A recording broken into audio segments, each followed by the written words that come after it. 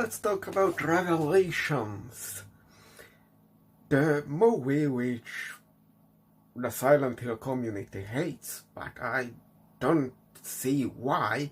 I mean, the first movie you liked, and it was not at all correct representation of the first game. So what's your problem? And you know, they say it's an adaptation, so they probably make some liberties and change some stuff. Like for the first movie, they changed the protagonist's gender from father to mother because it is looking for your kid in a ghost town. Who even does that? It's not like father volunteered for mother to get the girl who ran away or something. It's much more fitting to be a female protagonist. And I saw the interview. The studio who made the game literally decided on a coin flip whether it will be a male or female protagonist. Then what is your problem with the gender swap? They don't care.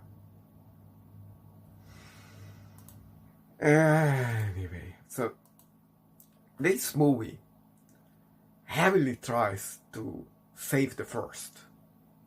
That's very obvious. So as a standalone movie, it's sort of not entirely working. It's much better if you've seen the first movie, but the first movie is so bad, no one is recommending. At least I don't recommend you watching that. Anyway, so this movie is using its first half to establish character and setup. I usually hate that because the new Hollywood trope is you have a 2-hour movie and the first hour is nothing happens, but here does. So I can't complain because it's not like nothing is happening. We are establishing the new protagonist who is something daughter of everyone from Silent Hill. You know, the daughter of the previous movie's mother and father, and also the demon child. It's a bit complicated. Anyway, she doesn't just have this urge to go to Silent Hill, it's nightmares for what she shouts, Silent Hill, and they go to Silent Hill because no treatment is working out yet. It's literally, we are literally shown the nightmares, and they are all Silent Hill things, and there are creatures like Art the Clown, you maiming and mutilating and doing disturbing things, like that butcher shop where instead of the usual animals, pigs and cows, there are humans. She doesn't get hurt because it's a nightmare, but it sets up the tone, and because we are not sure what is happening, and because we probably see in the first movie, we suspect this is Silent Hill actually coming to the girl, and so she is in potential danger. So that works out. It's like some Jacob's Ladder stuff. And it turns out this cult is sent out this guy to bring in the girl, but they of course fall in love for realsies and all that kind of stuff. But you see, we already, with this, we see the nightmares, this established the Rust word, which is explicitly said in this movie, that this is the evil version of the world, what the demon child Alexa did. See, that thing you order stuff and make the lamp go up and all that kind of stuff is evil. Alexa is evil. Anyway, so we have a reason that this thing is changing from rust world to dust world to the real world. And we even have this when she meets the out of cult woman or the cult leader, it's whatever. It's pretty much like the excommunicated woman from the first movie. It's just recycled element with a bit of twisting and tinkering.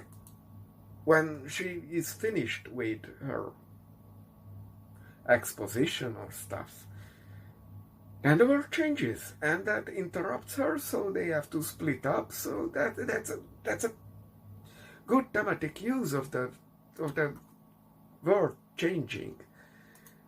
Then she gets into this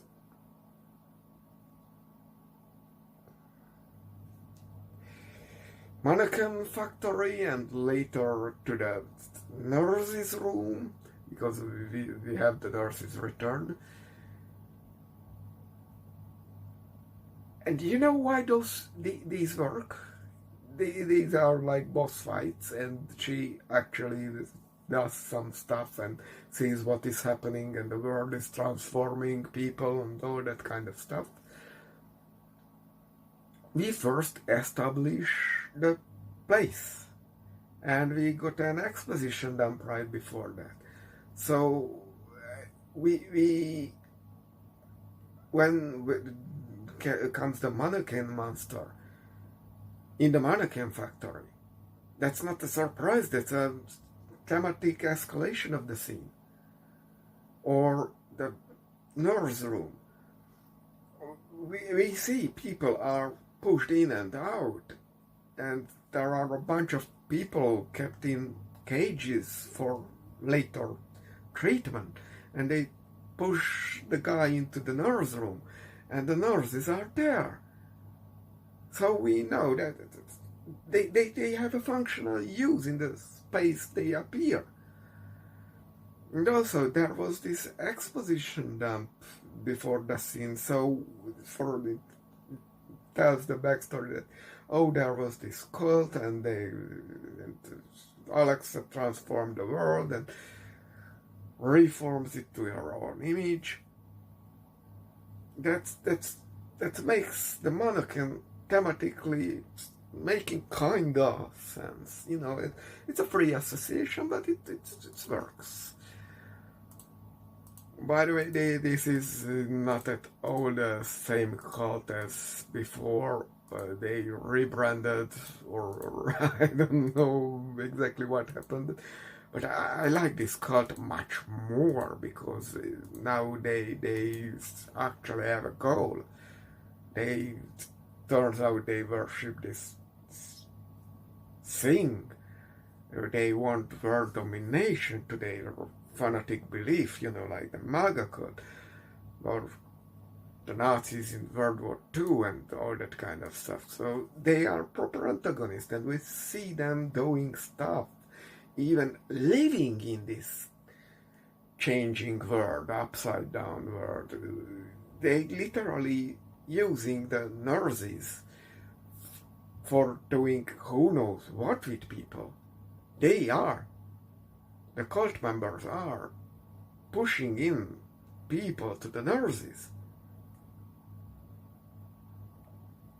They don't have full control, but they have definitely pushed the guy into the nurses for some reason, and why, who knows what kind of treatment. It's like just proper Lovecraftian stuff.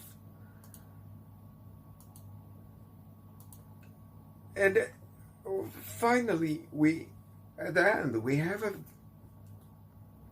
clashing of the protagonist is supposed to be this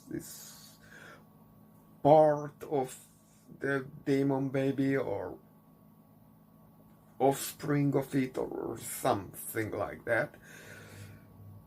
There is this cult who is trying to take over whatever world is remained. And both of them, so they could smash it out, but it would be a cat fight, The albino woman and the protagonist girl is just silly. We need a monster fight, and both of them have a champion monster. Alex, protagonist girl, has pyramidhead, the big masculine guy. Ooh! And the cult has this female xenobite, and they are duking it out, and the world burns, and everything dies. The cult, the monsters, and all that's left is ashes. That's perfect ending. That's like a real culminating point. That's beautiful storytelling. And then there is for the first movie there was Welcome to Silent Hill, and they never left. And here you are leaving Silent Hill. Great! We have a double movie. That first movie was kind of trash, but this makes sense. The monsters make sense. The acting is okay. This is kind of straight to DVD movie, but it's good. The visuals are good. The thematic elements works. All that happens makes sense. And it's not 1 minute second you are on the street, then in a tunnel, then in a church, then in an attic, then in a school, then in a motel, then back to the church. No, they go from one place to the next and whatever, and it's not like a computer game world. It's like a real world where there is this demonic world trying to merge with the other version of the world, and it's a war curse, and when that happens, who knows what will happen. We know, return to reality. But what else you want? Sure, they still don't pew the monsters or whack, but they still doing at least something, interacting with the place, trying to free people and pushing over the nurses, and I don't know what else.